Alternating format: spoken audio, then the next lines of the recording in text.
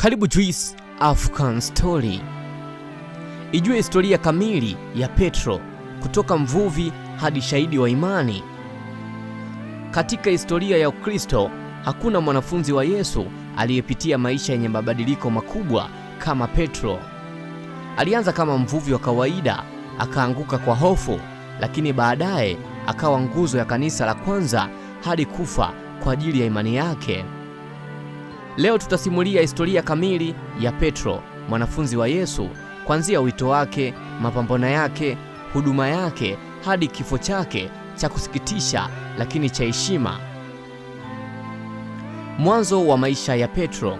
Petro alizaliwa katika kijiji cha Besaida, kando ya ziwa Galilaya. Jina lake la awali lilikuwa Simoni. Alikuwa mvuvi, alifanya kazi pamoja na kaka yake Andrea.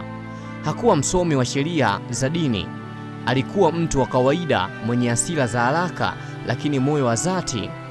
Hakutarajia kabisa siku moja jina lake lingebadilishwa na Yesu mwenyewe. Wito wa Yesu. Siku moja Yesu alipita kando ya bahari, akamwambia Simoni, "Nifuate, nitakufanya mvuvi wa watu." Simoni aliacha nyavu, mashua, riziki yake, akamfuata Yesu bila kusita. Yesu akampa jina jipya, Petro, maana yake mwamba. Yesu alisema, "Juu ya mwamba huu nitalijenga kanisa langu." Petro kama kiongozi. Petro alikuwa wa kwanza kuzungumza, wa kwanza kuuliza maswali, wa kwanza kuchukua hatua. Alishuhudia miujiza mikubwa, Yesu akitembea juu ya maji, ufufuo wa binti wa Yairo, kubadilika sura kwa Yesu mlimani. Lakini pia alikuwa wa kwanza kukosea, kutilia shaka, kuanguka. Petro na kutembea juu ya maji. Petro ndiye mwanafunzi pekee aliyesubutu kutoka kwenye mashua na kutembea juu ya maji. Lakini alipoangalia upepo, hofu iliingia, akaanza kuzama. Yesu akamshika mkono na kusema, "Imani yako ni ndogo, mbona uliogopa?" Kumkana Yesu mara 3. Hili ndilo tukio la uchungu zaidi maishani mwa Petro. Usiku wa Yesu kukamatwa, Petro aliahidi hata mkana Yesu, lakini kwa hofu ya kifo. Mara ya kwanza, simjui. Mara ya pili, simjui huyo mtu. Mara ya 3, ninakula kiapo simjui. Jogoo akawika. Petro alikumbuka maneno ya Yesu, akalilia kwa uchungu mwingi sana. Petro baada ya ufufuo. Baada ya Yesu kufufuka, alimtokea Petro binafsi, hakumhukumu, alimrejesha. Yesu alimuuliza mara 3, "Je, unanipenda?" Na kila mara Petro akajibu, "Ndiyo Bwana." Yesu akamwambia, "Lisha kondoo wangu." Petro alirejeshwa kikamilifu. Petro na siku ya Pentekoste. Roho Mtakatifu aliposhuka, Petro aliyekuwa muoga akawa jasiri. Alisimama hadharani, akahubiri. Watu zaidi ya 3,000 wakaokoka siku moja.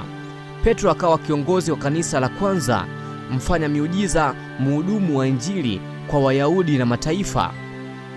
Huduma na mateso. Petro alisafiri kuhubiri Injili, alifungwa gerezani mara kadhaa, alipigwa, alitishwa kuuawa, lakini hakurudi nyuma. Alifika hadi Roma, mji mkuu wa dola ya Kirumi. Kifo cha Petro. Wakati wa utawala wa Kaisari Nero, takriban mwaka 64 hadi 67 BK, Wakristo waliteswa vikali. Petro alikamatwa, alihukumiwa kusulubiwa, lakini Petro aliomba, "Nisife kama Bwana wangu, nilistahili kusulubiwa kichwa chini." Ombi lake lilikubaliwa.